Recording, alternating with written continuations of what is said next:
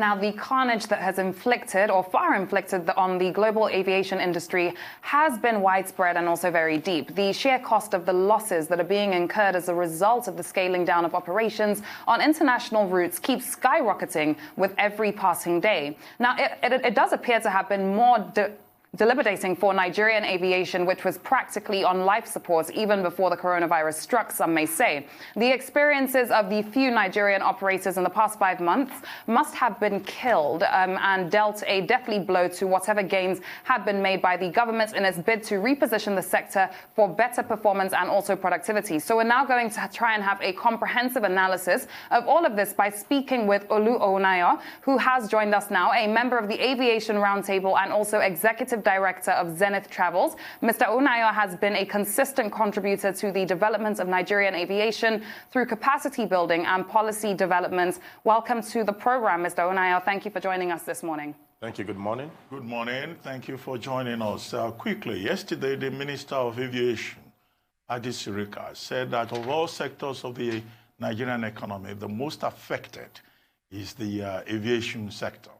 According to him, Nigerian Airlines lose up to about 7 million naira per month on account of the lockdown due to COVID-19. And as if you look industry-wide, airports, airlines, and all the other stakeholders in Nigeria aviation sector lose up to about 24 million naira. I said 24 million, pardon me, 24 billion naira on a monthly basis. Now, is the situation as bad as the minister has pointed out, or it is even worse than that? I think it's as bad as the minister has pointed out. That figure also tallies with what the IATA has put on the forum for everyone to see. The industry is in their state right now, and like in other parts of the world, Nigerian aviation is not alone in this pandemic issues. Okay, thank you for that response, Mr. Onayo. Now, let's take a look at the global aviation industry for a second, because according to Reuters, global aviation losses have topped $314 billion since the pandemic started. Many operators like SAA are laying off several staff, more operators, as we know. Do you think aviation has changed forever, or do you see aviation bouncing back when hopefully there is a vaccine to the coronavirus, novel coronavirus? Let me tell you that world over, this is the worst pandemic and the worst thing to hit the aviation industry. We thought we had seen the best with the worst with the 9/11, then SARS and the financial meltdown. But the coronavirus has hit us below the belt, and we did not see the industry coming back until about 2013. And like you said, the most important thing is even when the skies are open for airlines to fly, how do you build the confidence of these passengers? And in doing that, the present tests, positive, negative, would not be enough to reassure the passengers. Neither will the immunity passport, as it's being called, that's the certificate of having taken the COVID test that have been given to some citizens. What I feel, like you said, is I think that vaccine, when that vaccine comes in and is not being used as a prevention and cure, use for prevention of this disease, that may probably boost the total confidence of the passengers. But for the industry, I doubt if we can really get back to until about 2023, and I don't think it can ever be the same again. Well, yesterday also, the Minister of Aviation announced that the shutdown of Nigerian airports and aviation sector has been extended by another month. You recall that in March there was a lockdown for 1 month, and then subsequently 2 weeks, and now another 1 month. And yet other sectors of the economy are already being opened up gradually by the Nigerian government. Do you agree with the extension of the shutdown of the aviation sector in Nigeria? Or you think that, the government should have taken a different look at it and also perhaps allow domestic airlines perhaps to function? Or what do you think? Well, in the industry, the news was not taken lightly. People were not happy with the extension. But I sincerely align with the government to to extend the closure of the airspace. You see, what we are looking at now is not only the airlines, because if you ask me, the airlines, the airports are ready to receive passengers and using all the necessary health guidelines such as leaving the middle seats empty, having all passengers having their mask, using sanitizers, disinfecting the aircraft. All these have been put in place by the aviation industry. But that alone does not guarantee the safety of these passengers. What we are looking at now is, if you ask a passenger that should come to the airport, you use the temperature to check him, and the person is 35, 36, and he comes in, he wears his mask. That does not mean it's not positive. Because we have found that there are so many asymptomatic patients who do not show these symptoms but still come on board. So we need a test facility at each airport. Do we have the capacity to offer this test? Then if you look at the test that is available now, it's the swab. Now, when you take that swab, you do not get the result immediately. So will you not ask the passengers to board that when he gets to his destination, you would send the result to him? And if you're going to do that, that means you have allowed that passenger to go on board, and the possibility of him spreading either in the aircraft or outside the aircraft. So until when we get that test that will give the result instantaneously there, to say whether you're positive or negative, I think we should carry a while, because the test kits available at the moment are not even enough. So I think for us, for the industry, I think what we have, the hindrance now, are those asymptomatic patients that you cannot say at that point if they are positive or negative. And until when we're able to sort that out, I think I support a 4-week extension. But do you think that that is a problem that we are ever going to be able to sort out? Because the world is now talking about the concept of immunity passports for when travel starts again and airspaces open up again. But we also don't know, and there is not enough research to show as to whether people can actually be immune, and if so, for how long, to the novel coronavirus. So with that in mind, how do you see this playing out with regards to air travel? Can you take that again? It was breaking. Okay, can you hear me now, Mr. Onayo? Yeah, I can hear you. Great. So the concept of immunity passports is why it has now been raised based off of what you said. And however, there is a problem when we speak about immunity passports, because we don't even know if you can be and for how long you can be immune to the novel coronavirus. So, for example, past coronaviruses have shown immunity for, let's say, 2 months, some for years, but we don't know if it's something you can have immunity for forever. So how does this then relate to air travel and the concept of immunity passports that is being proposed? I think for now, in the European countries, they accept the immunity passport for you to travel. And there's no way the industry can take responsibility for the health of every passenger. What the industry can only accept is for that moment you want to fly, they want to confirm you are in a good state and you do not have that virus. And at the airport now, it's not the port health officials are the one handling that test. So we need to work with them and ensure that this test is conducted properly and the results can be instantaneous. But as of today, now the government in Lagos said they don't have any hotel to quarantine any passengers. So when they are finding it difficult to get a place to quarantine passengers, you have to ensure that before you begin to open your airports, some of these things are sorted. And I think the most important thing right now is not just getting the structures for quarantining your passengers and keeping them and asking them to go and self-isolate. It's the ability to ensure that on getting them board, they are free from this from the virus. And the only way you can do that is to get that test that can give instantaneous decision. Decision on on the status of that patient, and that can be done if I heard that the Chevron Hospital is doing something like that now. I think we just need to bring that to the air transport industry. The passengers are supposed to pay for that. The cost does not come to the airline or the airport authorities. So I think if we can have that in place, then we can start the air transportation process in Nigeria. I know there's this urge to start the domestic, but if you look at it, the domestic, the main hub for aviation in Nigeria, the domestic airport, is the Lagos airport. And the epicenter of the COVID is Lagos.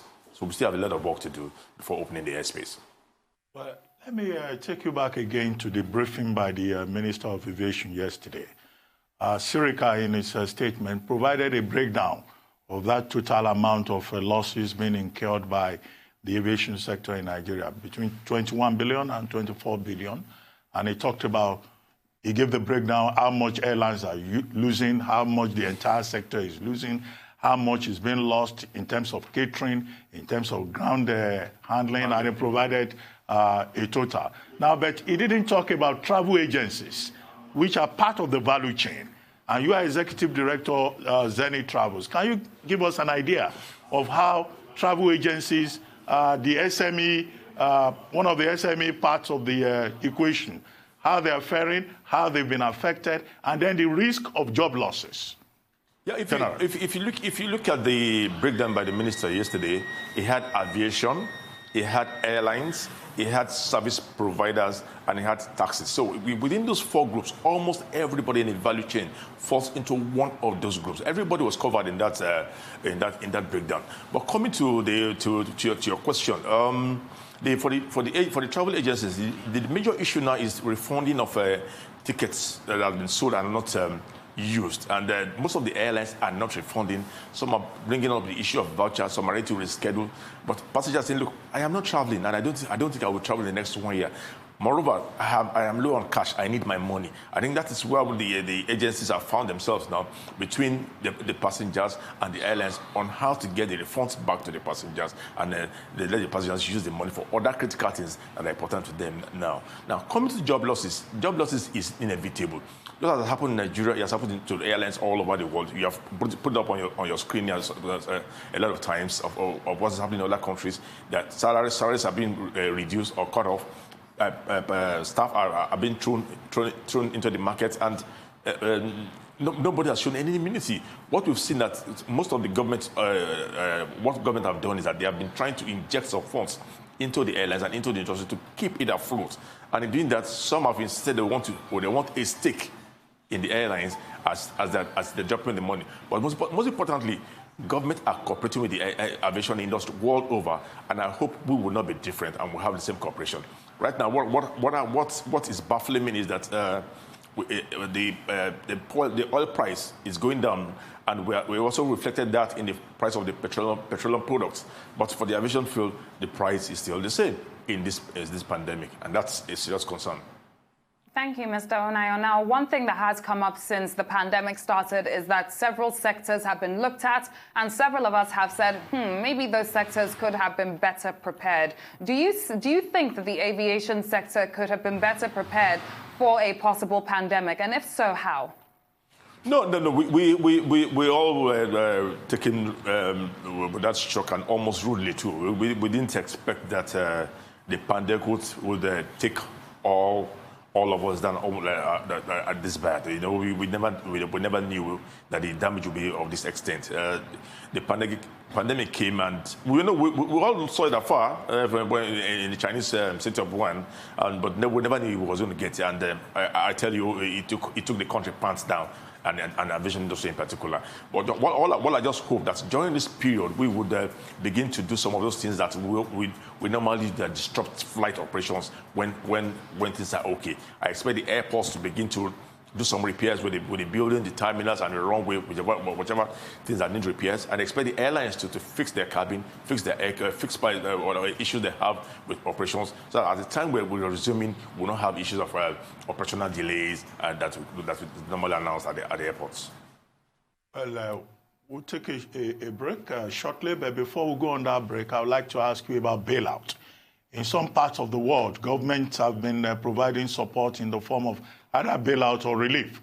In the United States, $50 billion for the aviation industry. In Italy, another option where the Italian government has renationalized Alitalia.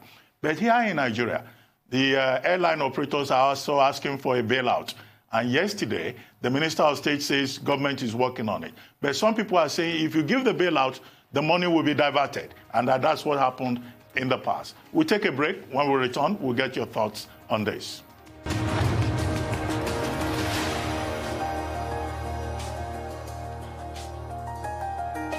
Welcome back to the morning show here on Arise News. Still with us is Olu Nwayo, who is a member of the Aviation Roundtable and Executive Director of Zenith Travels. And he's been helping us to take a look at the aviation sector in Nigeria in the context of COVID-19 pandemic. Now, before we went on break, Mr. Nwayo, I had asked you about bailout. What form should it take if government eventually buys into it so that we don't have the kind of situation we had in the past when the airlines allegedly diverted government funds? Well, I don't know whether we had a lot of people outside the industry taking that issue of the bailouts, the past bailout being diverted. Well, there were some, yes, not all of them. Some of the airlines paid back and followed the process as agreed in the terms of agreement. And if you can remember, that particular bailout was meant to actually bail out the banks that gave loans to those airlines, not the airlines itself. The target of the then central bank governor was to save those banks due to the crippling loans from the aviation industry. So it was the banks that actually benefited more from that loan than the airlines. But in what we have now, we have a very bad situation at our hands. And we can see that what our colleagues doing all over the world is offering bailouts and support to their carriers. Nigeria cannot be different. Though today we have two airlines that are under the government ownership through AMCON, that's ARIC and Aero. All the other airlines are privately owned. It's important, and I also agree that, but like you say, with you, that there's a need to find a way of supporting the airlines during this period. The other bailouts in other countries are not free. What is good about the bailout is it's flexible, both in terms of assessing it, the interest rate, and the tenure of payments. So this is something that we also look forward to, that the government will extend to the Nigerian airlines here and ensure that the process of payment is gotten from the airlines. Some airlines paid. Some I know of Dana. I can tell the company Dana followed the due process and paid. So it's not all a bad issue, but we need to give support to the airlines now in this period of pandemic. Certainly, the airlines need as much support as possible. Now, before we went on a break, you made a point. You said that you expect airlines to fix their cabins post-COVID-19. And I'd like to take you up on a report that came out from an aviation consultancy firm called Simply Flying. Now, this report was talking about several changes in aviation post-COVID. And I'll give you three things that are mentioned. It said touchless cabins and check-ins, in-flight janitors, sanitagging of bags, etc. What other changes do you think that we're going to have to see airlines making to cabins before airlines and air travel actually gets back to normal, if it ever actually does?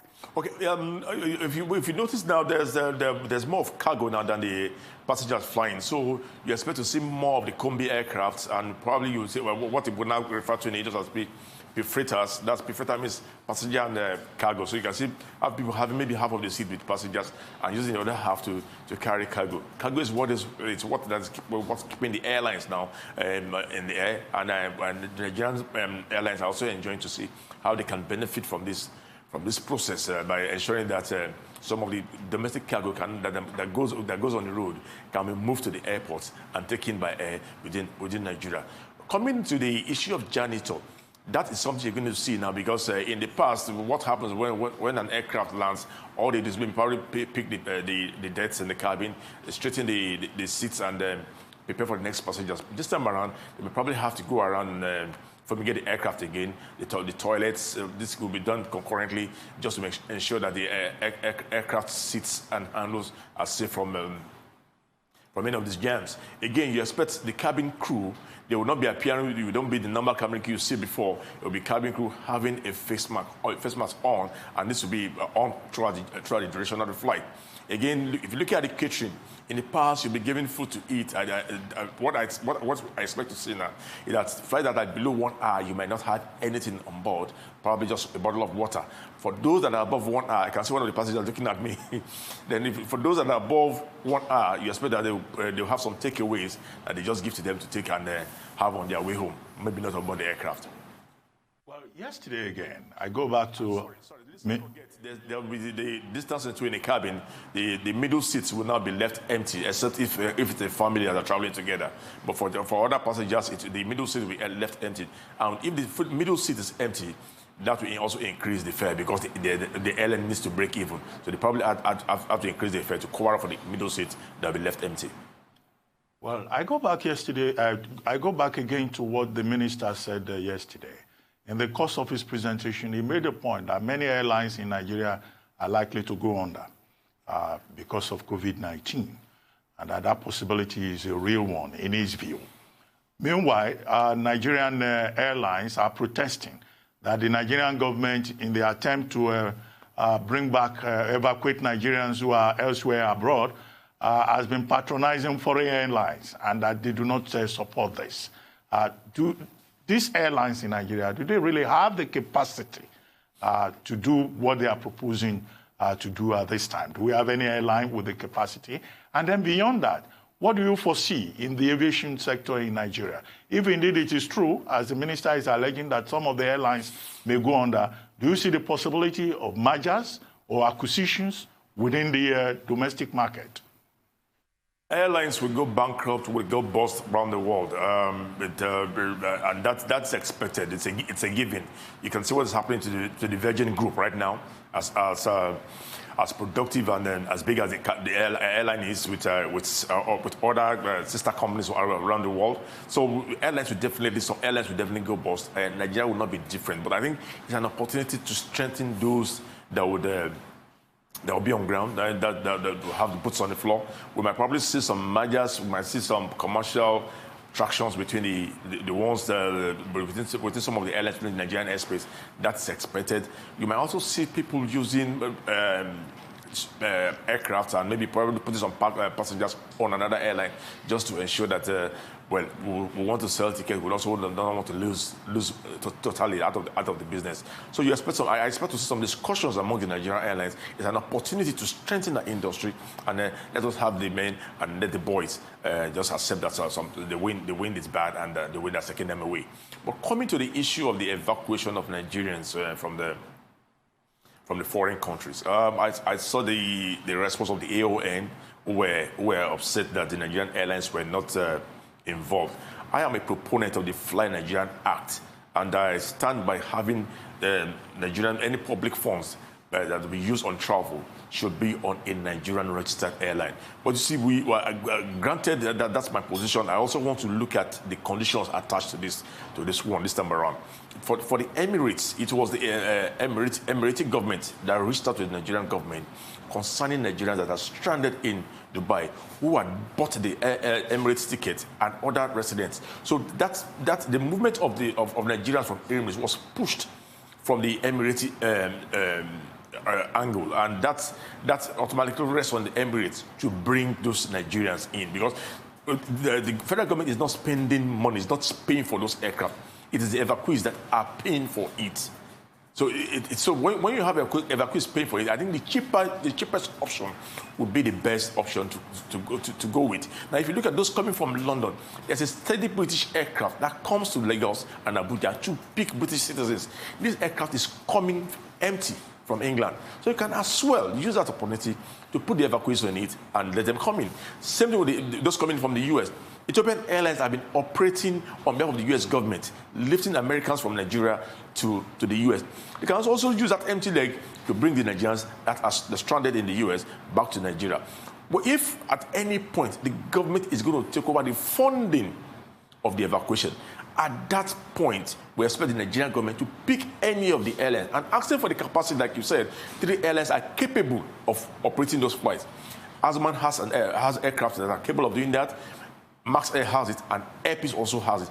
You remember, Air Peace evacuated the Israelis from Nigeria to Israel. So we have airlines who are capable of doing this. But at the moment, the government is not spending any money. So it might be very difficult for them to also determine who carries those passengers, because the passengers are paying for the flight. But at any time the condition changes, I expect the government to do the needful by using Nigerian airlines. And most importantly, consider Air Peace for the role they played in bringing Nigerians from South Africa. I think it's time to also appreciate the sacrifice they made for that. Certainly is. Let's also quickly speak, before we round up this conversation, about the possibility of turning lemons into lemonade for the aviation sector post-COVID-19 across Africa. I'm looking into a report. Now, this is particularly for Nigeria that I would like you to refer to. I'm looking into a report that has spoken of 3 possible strategies that a country like Nigeria can adopt in order to grow its aviation sector post-COVID-19. The first is to adopt an intercontinental mega hub strategy like Ethiopia Airlines did, like we also saw with Singapore Airlines in the 1970s. The second is a domestic low-cost strategy, and the third is a regional premium strategy like Air Cote d'Ivoire or like Airlink in South Africa. What option do you think is Nigeria's best option going forward? I think I will take 2 and 3. Low-cost carrier and the regional hub. We are not yet strong enough for that intercontinental hub. For you to have an intercontinental hub, you need to have a strong and viable airline that can be into alliance with other airlines world over. We don't have that airline in place. We also need facilities at the airport that will allow transit passengers to use your airport. Airports are not yet ready for the transit passengers. So with those two things not in place yet, we cannot start talking about intercontinental hub. What we should do first is strengthen the domestic hub, strengthen the West African hub. When you have these two things, it is the international airlines that now be looking for the airlines they will partner with. And once you have airlines that are eager to partner and have commercial interaction with you, you now begin to use that to build your intercontinental hub, and that will be the last phase of the growth. Well, Olu Onwayo, thank you very much for joining us this morning on The Morning Show.